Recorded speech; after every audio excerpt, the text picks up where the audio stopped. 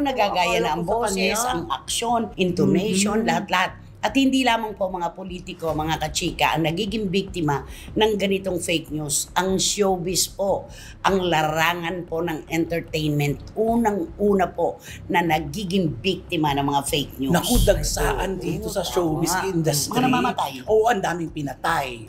Kahit buhay pa. Kahit buhay pa, pinatay na. Totoo. Ang daming mga naghiwalay, kahit hindi pa hiwalay, naghiwalay Totoo. na. Marami ring pinagkasundo at sinabing magkarelasyon kahit hindi totoo. Oo. Di ba? Ay, Ang dami talaga, grabe. At eto nga po, dito sa showbiz, ang dami pong kumakalat na issue. Unang-una si Kris Aquino ang laging biktima ng ganyan. Sobra. Kailan lang pinatay si Kris Aquino? Oo, ano ba yan? Diba? At Oo. maghintay lang daw tayo ng paliwanag ng pamilya kung saan gaganapin ang kanyang burol at ang kanyang libing. Masyado na po ninyong inuunahan ng panahon at ang Diyos sa kung ano dapat ang ating kahihinatnan. Maling-mali na po yun. Ang dami nyo na ring mga pinatay. Itong mga fake news peddlers na to, hindi ko alam kung saang lupalop ng mundo nila kinukuha yung kanilang mga balita at paano na-take ng kanilang konsensya. Oo. Yung bang nakakalungkot lang, no? Bakit sila pinapasok nila ang mga trabahong ganito na hindi naman sila dapat dito? Oo. Kaya sila nakakagawa ng mga ganyan na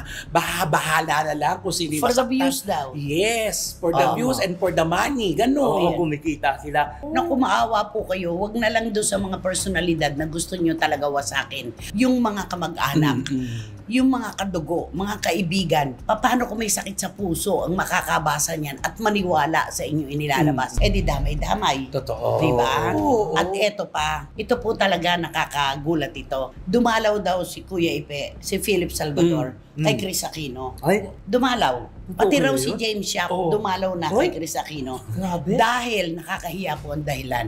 Hindi sa ano paman, nakakahiya talaga. Nanghihingi daw si Kuya Ipe at si James Yap ng parte sa ipamamana ni Kris Aquino sa kanyang last will and testament. Uy, Diyos ko. Ang bastos ng balita, ano? Napaka-malisyoso at grabe. Sobra-sobra. Paano pong hihingi ng parte? Eh na wala nga silang komunikasyon.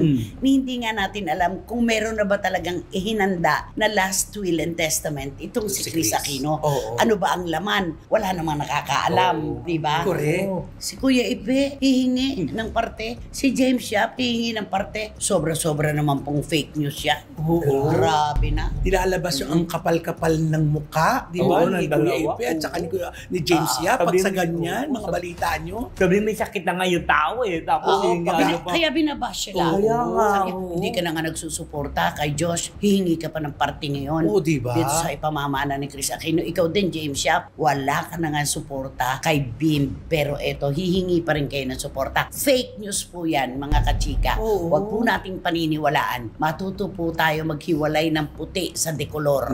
Dahil sobra-sobra na po talaga ang ginagawa ng mga fake news peddlers na ito. Yung kay Willie Revillame, ano Ay, nakalagay? oo, yung kay Willie Revillame. Kakaloka daw, pumunta rin daw doon siya kay Kris Aquino pagkatapos daw kasi nga, si Kris nga daw humihiram ng pera. Nanghihingi Nangingi ng na tulong. oo, ng tulong kay Kuya Will. Sabi ng ganun. At hindi lang basta mali tulong ha. Magkano? Malaking presyo. 100 million. Ay, Kasi ang bongga. naubos na raw yung 10 billion pesos ni Kris Aquino sa pagpapagamot niya. Kalokohan. Diyos ko. Di ba?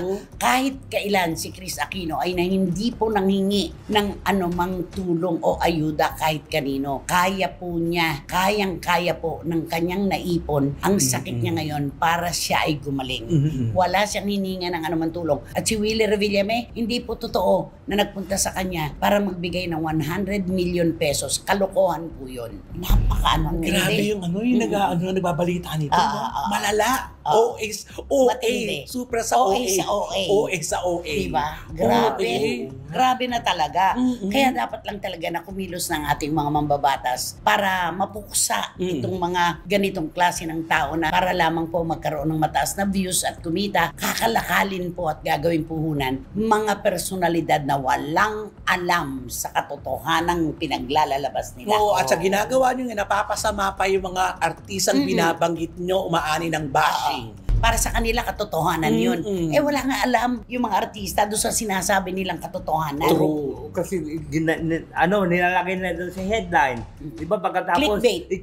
tapos pagkatapos pagpanood mo, wala naman doon sa Laman. sa content yung sinasabi Oo, nila. wala sa laman. Wala. Oo. Nakakaloka. Maglalagay ng title, clickbait, para lang makainganyo, para lang sila ay tutukan, di Totoo. ba? Mag-ingat po tayo, huwag tayong pitik ng pitik kasi tandaan na po natin itong mga taong ito na wala namang connection sa showbiz pero ang daming inilalabas. Yun na nga. Ang dami nilang alam. Yung unang nakakaloka, kung saan ang gagaling nito mga writers. Totoo. Meron pang Vilma Santos, humagulgol, Oo. nakikiusap at nakaluhod na nagsimba raw para lang siya ay manalo. Sus Mariosep, grabe po itong ginagawa niyo sa mga personalidad na porke hindi kumikibo sa inyo, ganyan ang ginagawa niyo. Kung sa bagay, alam mo, hindi lang dito, maging sa ibang bansa, may mga fake news, Correct. diba? Ang Marami dami-dami, din. diba? Oo, ang dami. Hindi na talaga maiwasan dahil sa freedom of Expression. Ay, di ba, the fake news nga si Celine Dion, Dion. di ba? Ano nga yun? May sinasabi na daw, di ba? Celine! We miss you, Celine! Tapos may kabaon bang gumagano, no? At nakaitim sila Nakaitim lahat. sila lahat. Parang akala mo talagang Totoo. Tapos, Celine! We miss you, Celine! Ano mga ganun? Gumaganon talaga. Minsan may mga background music pa. Oo. Nakakaloka talaga.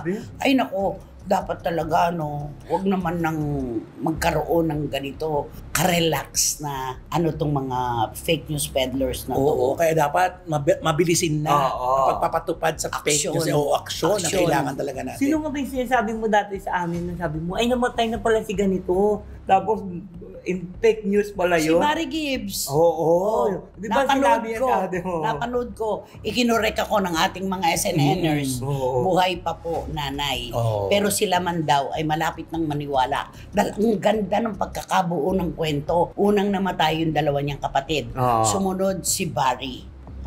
Yun. Ay, grabe. Samantalang buhay pa naman yung panganay.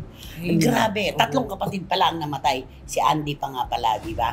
Nakakalungkot po grabe talaga. Yung social media, itong Facebook, ano-anong account yan, IG, Facebook, Twitter, X, Twitter, yung X. Oo. Sana po sa komunikasyon ito dapat matuon para maging mabilis ang mga natin sa balita. Pero nagagamit po talaga ito. Yung YouTube, nagagamit. Sobra. Sobra. Alam mo, wala bang magawa ang YouTube dito? May mga inire-report na natatanggal. Pero meron yung nakalulusot kasi wala nang pumapansin eh. Oo, wala Diba? nagreklamo. Pababayaan na Dead lang. man na lang. Ay, alam mo naman yung ating mga Pilipino. Pag nalumabas na doon, ang bilis nila i-share yun at ang bilis nila i-save. Oo, save. At naniniwala agad. Oo, bago nabura ng YouTube, wala na, i-save na nila.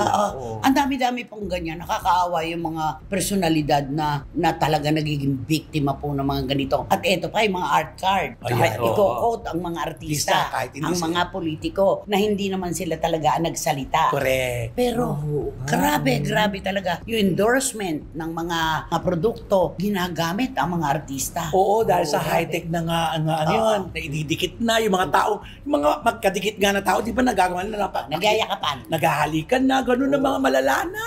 Antindi Diyos ko. talaga. Ewan ko sana po talaga mabilisan na ang paghihiwalay talaga ng katotohanan sa mga gawa-gawa lamang at inventong mga kwento. Kahit sa paglalaba, hindi natin pinaghahalo ang puti sa dekolor Correct. para hindi magkahawa-hawa. Tama. Dapat Oo. yan, maano na yan. Nako, Mapuksa na talaga to. sana. Grabe.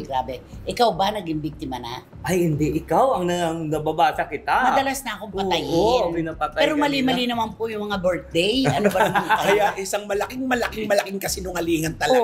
Oo, yun naman pong lapida. Mali naman yung birthday nyo. Papatayin nyo ako. Saktuhin nyo na. Ginagawa mo. Grabe. Mali ang birthday. Oo. O, di ba? Yung pa lang, di Pati ba? taon. Mali. Oo. Mali. Doon pa lang fake na. At ito po ako nagsasalita sa harap nyo. Buhay na buhay. Di ba? Nakakaloka kayo. Mag-ingat lang po tayo mga kachika sa pamimili po ng ating paniniwala paniwalaan na mga Social komento. media, yes. Oo. At piliin po natin maging matyaga po tayo, magmatsyag po tayo kung sino po yung nagbabalita at kung saan po nanggagaling ang balita. Yun yun. Ikaw naman, ano may papayo mo sa ating mga kababayan? Ay di, huwag sila yung click lang basta. Pag may makita nila kung ano yung mga nakalagay doon sa YouTube, huwag sila click kasi sasabi, nako, maniwala kaya sa hindi. Pag napanood yan, parang sabi, ay, totoo kaya ito? Dinaya ka na, Oo, no? Dinaya ka na. Nako, sinasayang na yung load mo. Totoo. Oo. Kaya nako mga kachika, mag-iingat po tayo sa pag-click. Minsan makalawa na po tayong naloko ng mga fake news peddlers na yan, pero patuloy pa rin po silang nagpapakalat ng mga kwentong puro kababalaghan. Ang oras natin ay sayang. Hindi po namin sinasabi na kami lang ang inyong dapat paniwalaan. Hindi lang si OG Diaz, hindi lang si Karen Davila, at ang iba pa nating mga vloggers. Ang ibig lang po namin sabihin, mag-ingat po tayo. Huwag po tayong paloloko. Kaya lang po may mga manloloko, may mga naniniwala kasi sa kanila paminsan-minsan, di ba? Totoo. Huwag natin sila bigyan ng chance. Yes! Oo. Putulin ka agad dyan.